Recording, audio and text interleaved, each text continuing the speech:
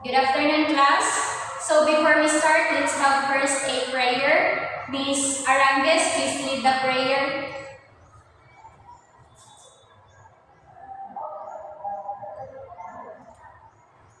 So thank you, Miss Arangues. Before we start our discussion, arrange your chairs first and pick up the pieces of paper under your chair. So settle down.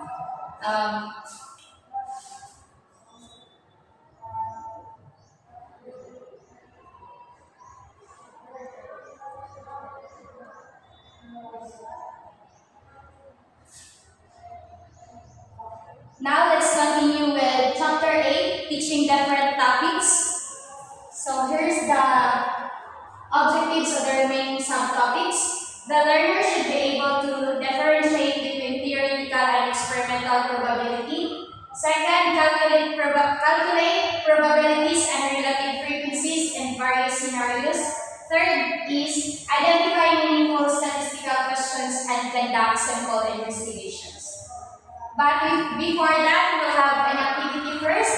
The activity is the lucky lotto draw. So the students will be divided into 3 groups.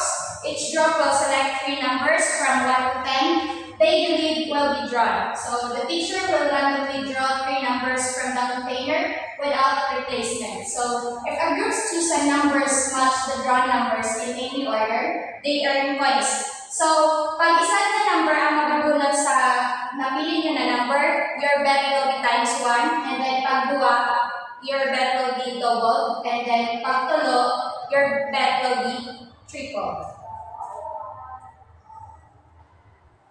So let's delve into teaching probability and statistics. But before that, we'll define first what is probability. So probability is a measure of how likely an event is to occur. Say for instance, the probability of rolling a 3 on a fair 6-sided die is 1/6. And then say for another example is if you toss a coin, the probability of getting head is 1/2.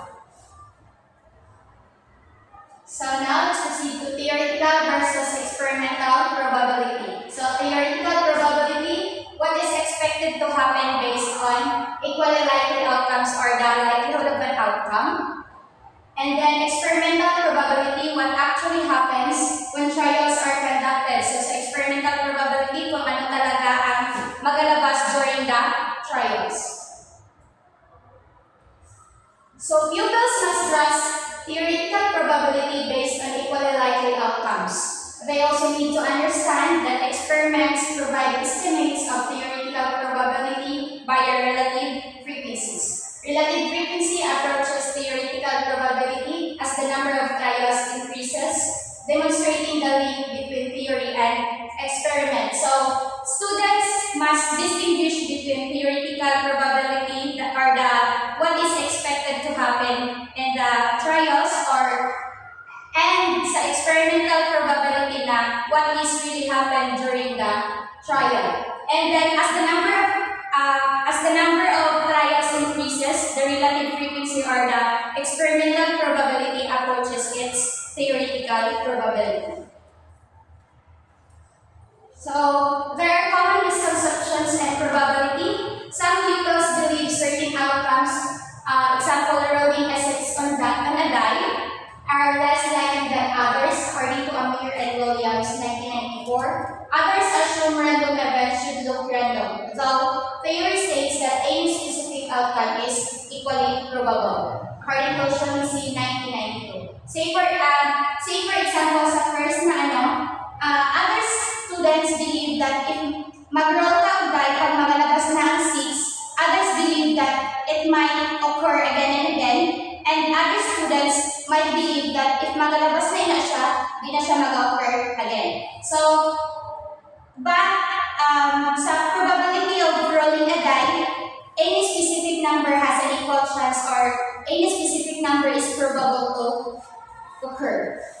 Say for instance naman sa lottery, any sequence of numbers, for example, 1, 2, 3, 4, 5, 6, is, ang iba is di nagatuod na magalabas na siya, wherein those numbers had an equal chance na magalabas siya during that trials. So, building an intuitive understanding, teaching probability starts with clarifying concepts like chance and fairness. Pupils' views in probability are influenced by their belief systems, cultural and spiritual backgrounds, according to Amir and Williams, 1984. Superstition or beliefs about life structures may affect pupils' acceptance of probability laws. So, ang makapalo ani is the framework for assessing probability and understanding. So, sa chance naman, the equally likely outcomes or all the outcomes had an equal chance na magalabas, wherein sa fairness is all the outcomes are equally probable. So, interestingly, students' beliefs on probability are influenced by their personal backgrounds and or personal beliefs and their backgrounds, including spiritual beliefs and cultural perspectives. Say for instance, sa amin, pag madadamuhan mo daw ang mga numbers, pag tayan mo ito sa loto, there's a high probability daw kuno na manggagana ka. So, Jones et al. Developed 4 constructs for assessing probability understanding: the sample space, probability of an event, probability comparisons, and conditional probability, wherein these constructs determine on how well students understand probabilities. So, those constructs has 4 levels ang kada each niya. So, level 1, pupils offer generalizes beliefs on outcome will always or never occur after one instance. So, sabi ko nga kanina sa common misconception sa probability that other students might think na pag maglabas na ang usad na result or halimbawa sa 6 sa die, pag magalabas na siya, it will happen or it will occur again and again, and other students might believe that pag naglabas na siya, hindi na siya mag-occur again. And then, sa level 2, you will start recognizing that previous outcomes can affect future results in non-replacement situations. So, in this level, students, mga start na sila mag-recognize na ang previous outcome will affect the next outcome or the future results. Next, sa level 3, you will calculate probabilities in non-replacement scenarios. So, kanina nga sa drawing numbers 1 to 10. So, makakalculate na sa students na ang first draw is the probability of getting any specific numbers 1 over 10, wherein ang next na draw is mababawasan na ang next na number wherein mahimo na lang siya 1 over 9 ang next na probability, and then sa third draw sa non-replacement gihapon is magiging 1 over 8 na lang siya. And then sa level 4, you will deeply understand and can distinguish between dependent and independent events. So in this level, may deep understanding na ang students na ang dependent events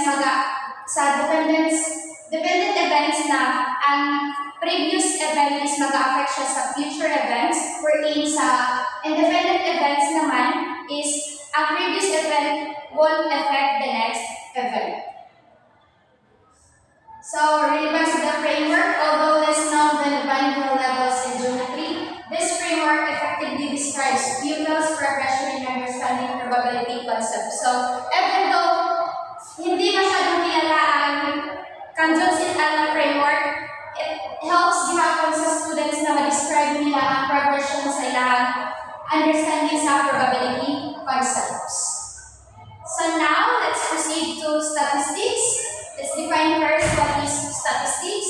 It is a branch of mathematics that deals with the collection, analysis, interpretation, presentation, and organization of data.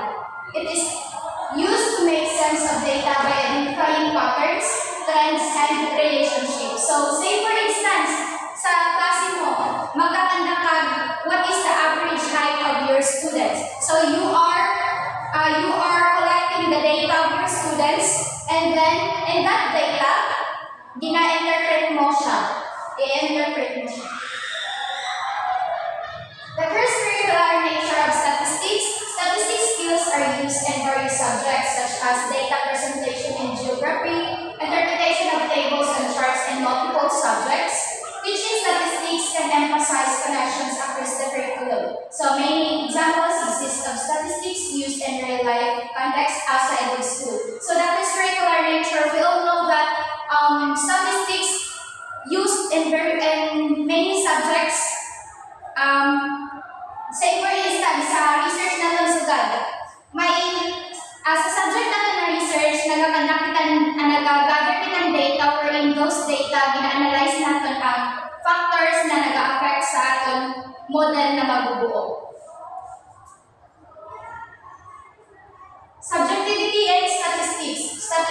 is less objective than other branches of mathematics. Data collection and interpretation often reflect personal preferences and assumptions. Students may bring their own opinions and intuitive assumptions to statistics. Teachers may feel less comfortable with statistics due to its subjective nature compared to the objective rules in arithmetic or geometry. So, we all know that pag nag-gather kita ng data, there are data na ginagather ka na too personal, wherein other like family backgrounds and students wherein other respondents may feel uncomfortable sa pag-gather ka sa data. Selecting focus for statistical inquiry. First is interest. Choose engaging and meaningful topics, avoiding trivial or overly simple tasks. Example, focusing on drawing a bar chart. Data collection activities should have a clear purpose. Example, finding popular choices, identifying connections, calculating averages, or assessing variation. Say for instance, you will design a topic na engaging siya, dili lang magapasog-kasugad sa magapa-drawing kasugad sa histogram, and then tomorrow magapa-drawing ka naman histogram. So it is very pabalik-balik na siya, wherein other students might feel na dili na siya engaging ang inyong discussion. And say for instance, mag-design ka na lang sa topic na you will identify the factors affecting mathematics proficiency of the students. So, malalaman pa ninda na those factor is, dapat siya factor na maka-affect siya sa inyong mathematics proficiency, wherein makakalculate mo ang makakalculate mo ang mga factors na dapat kung iiwasan ba ito ng factor para ma-enhance ang inyong mathematical proficiency. Next is uncertainty. Focus on questions where the answer isn't already known to students. So, dili ka mag-ask na obvious na kayo ang question sa students. Say for instance, mag-ask ka if what really the reason behind the breakup of Cherjan and Joshua. So,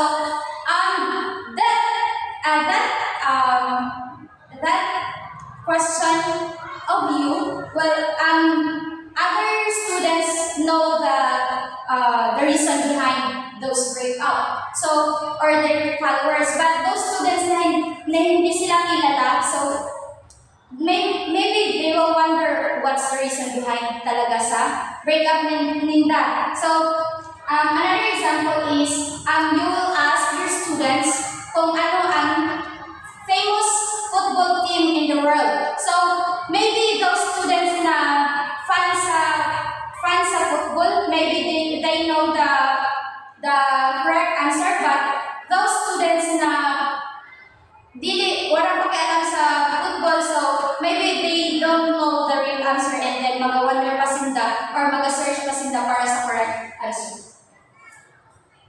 Next is response variety. Avoid too many different response options as this can complicate data analysis. So, say for instance, you will ask random people on what's their favorite food. So, pag nag-ask ka sa favorite food, so damo-damo ang response na mag-gather mo, and then mag-vary ang data and maka-complicate siya sa data. So, instead of asking those questions na wala kang options na nag-focus lang dito, so maghatag ka ng options. Say for instance, Filipino food. So, adobo, minodo, and such ang imuhang ibutang dito kay para ang data mo is hindi mag-vary masyado sa damo na options. So next is sensitivity. Be cautious when sensitive topics. Example, family backgrounds, student weights to avoid discomfort or privacy issues. So, ang mga lang sabi ko kanina sa subjectivity of statistics, there are questions na too sensitive siya, or the respondents might feel uncomfortable sa pag ina-ask nyo, say for example, sa family backgrounds. There are students na hindi sila comfortable na pag ina-ask kung ano talaga ang nangyari sa kanilang pamilya. So be cautious lang sa pag-aasa sa data. So now let's proceed to activity 2, roll and record. So the teacher will provide each group with a die and a recording sheet. Instead of one die lang, mag-provide ako ng 2 na die para mas magpadali ang pag-gather sa data. Each group will roll the dice 30 times, which is 15-15 na lang kay 2 na die ang lahat. For recording the frequency of each outcome, students will compare the experimental probability or the relative frequency with the theoretical probability for each number na 1/6. Groups will select a member to discuss whether the results align the theoretical probability and 1. Last activity. So, activity 3, bag of mystery. Each group will receive a bag containing colored counters, red, blue, and yellow. Without looking, students will draw a counter, record its color, and replace it. So, ibabalik nito sa bag ang color na nabubunot ninyo. After 15 draws, groups will calculate the relative frequency for each color and compare it to the theoretical probability. Based on the distribution of colors in the bag, sa last part, ihapon yung piratanan ng color sa bag na nakabutang. And then, what is the most popular color drawn? Is there a pattern in the data collected? The group who can finish first will have additional points. So, let's review. First question, what is the difference between theoretical probability and experimental probability? Second, what are the common misconceptions in probability? Third, how many constructs for assessing probability understanding? And then fourth, statistics skills are used in various subjects. Provide or give subject or subjects that uses statistics. So, in what way are statistics used? Next, how understanding probability can help in making informed decisions. Example, risk assessment in games or investments. Next, how statistics is used to interpret trends in health, environment, or sports. Get 1/2 sheet of paper. So make a reflection paper about why understanding probability and statistics is essential in daily life. So this is the criteria: content 50%, organization 30%, grammar 20%, a total of 100%. So that's the end of my discussion. Thank you so much for listening. I hope you understand it. God bless you all.